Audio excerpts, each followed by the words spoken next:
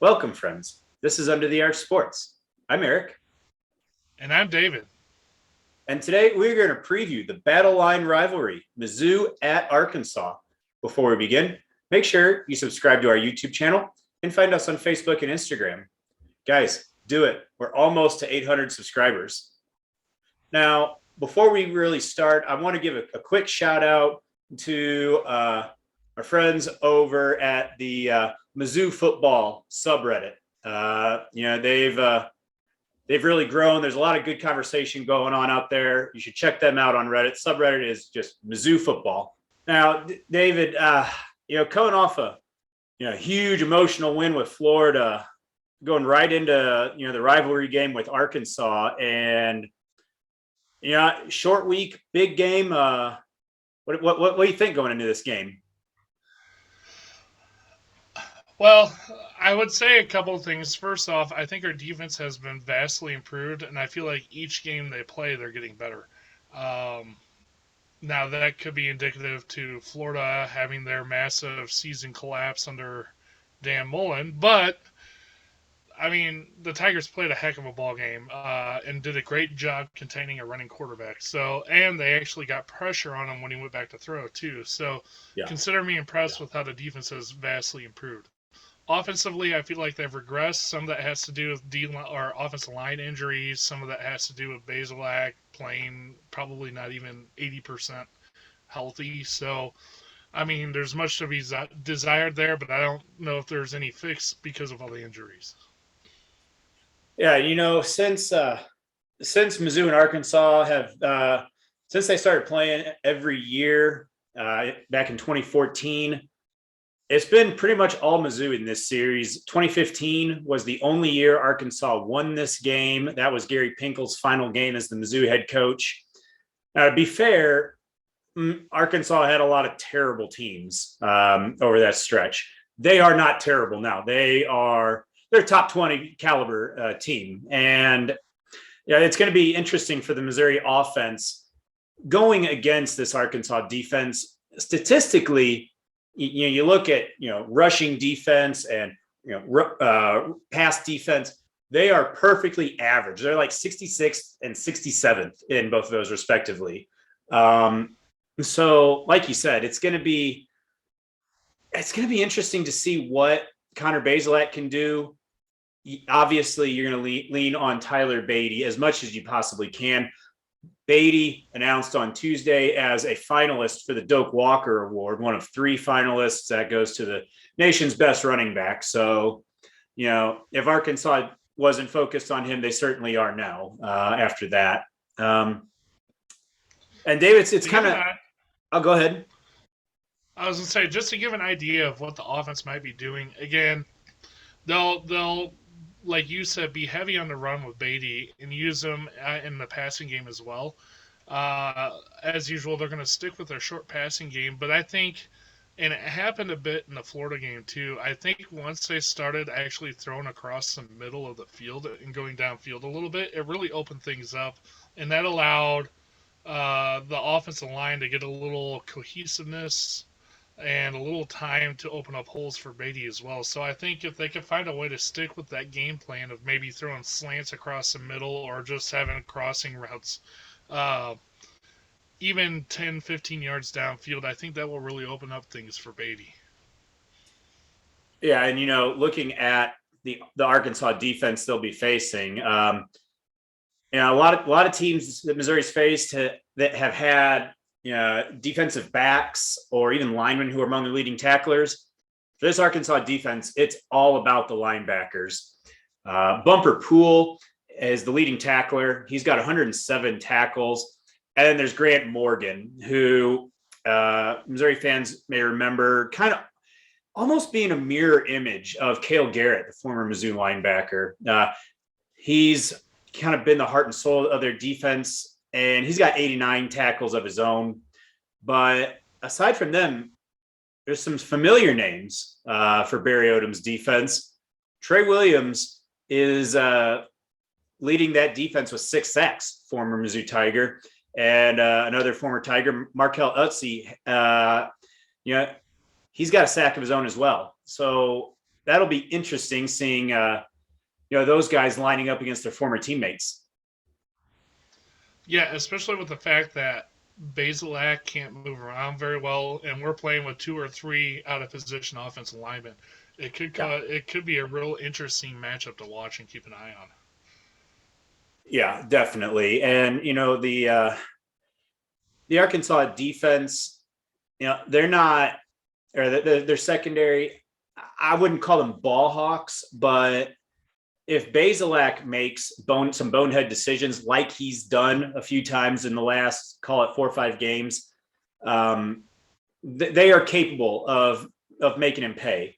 The Arkansas defense has 10 interceptions on the season. That's compare that to Missouri, which has 11, so about the same. So Basilak cannot just make some of the just brutal decisions that he's made. Going back to the South Carolina game and a few earlier.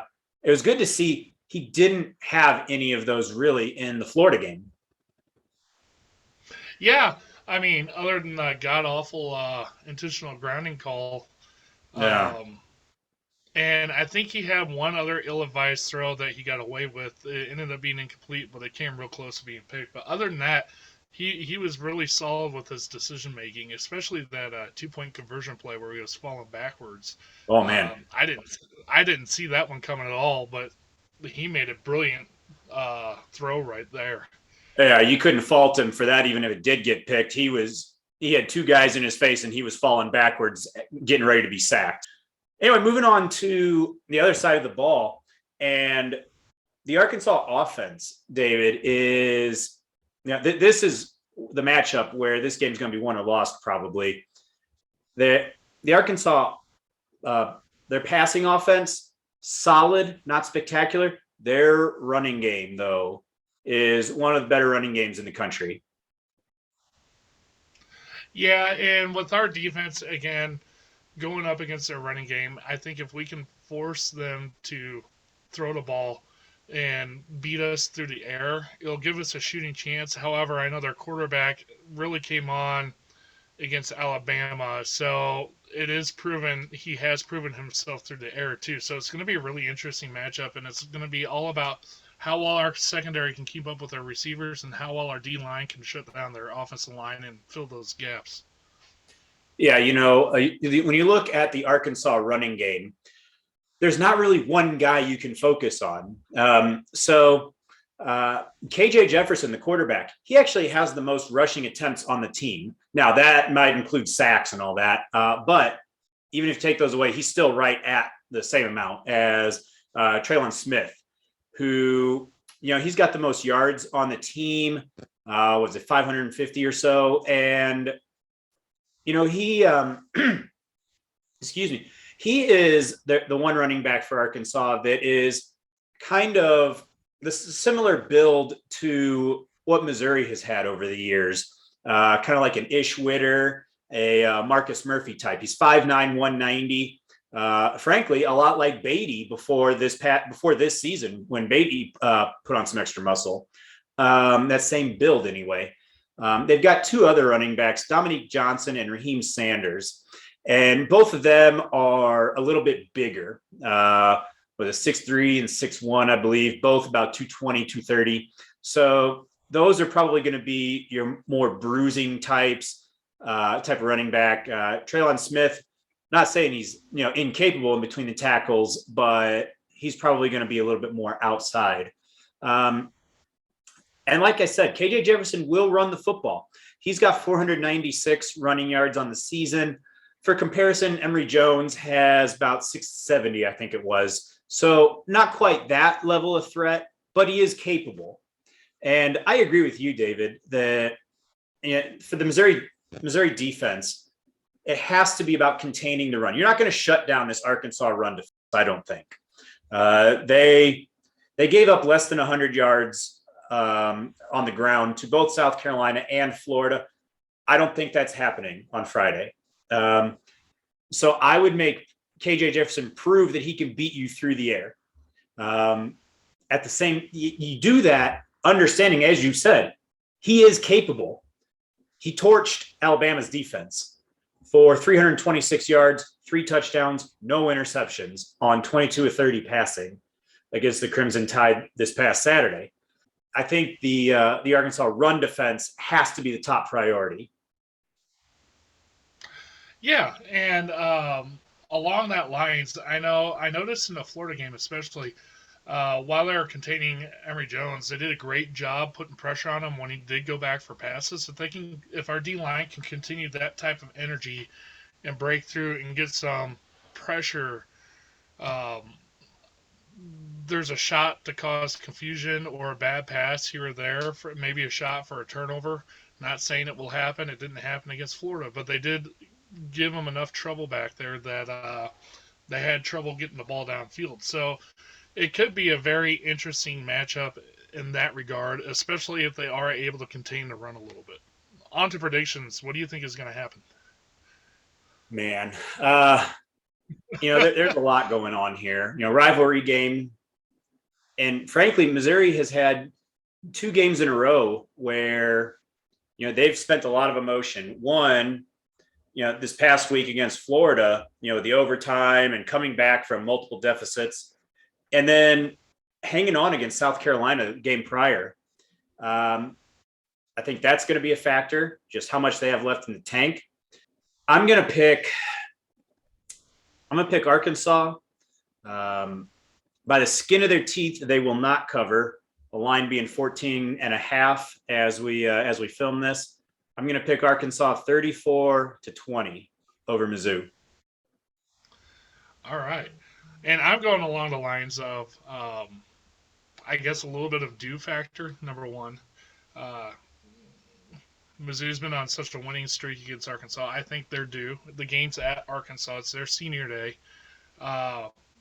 It's the first game.